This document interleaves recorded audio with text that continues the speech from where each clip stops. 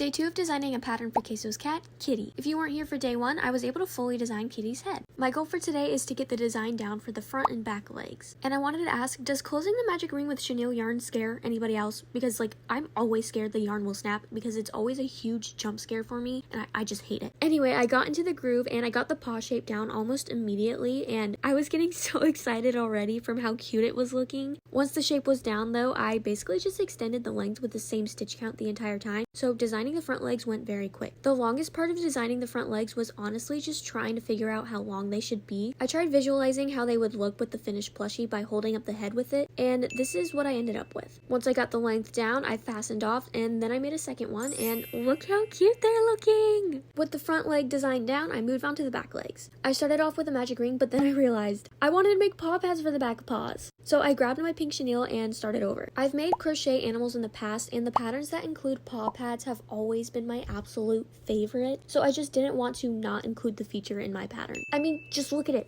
It's adorable. After swooning over the paw pad for a bit, I continued making the rest of the leg by just adding length, and just like the front legs, the hardest part was figuring out how long to make it. I held it up with the front leg to see how they looked together, and I really liked how it was looking, so I made the second one. When all the legs were made, I sat them up together to see how everything looked with the head as well, and something was just off. I felt like the head was just too small compared to everything else, and I didn't know how to fix it, so I decided to FaceTime Jacob, my boyfriend, for his feedback, and we both decided the front legs were just too long, so I frogged a few rounds, and then I compared the new length to the old one, and it was already looking so much more proportional, so I grabbed the other leg and started frogging as well. Because everything was looking more proportional, I closed off the front legs and cut off all the extra yarn left over from the frogged rounds. And here it is. I'm really liking it so far, but of course, let me know what you think. Constructive feedback is always appreciated. Thank you all so much for watching. Okay, bye.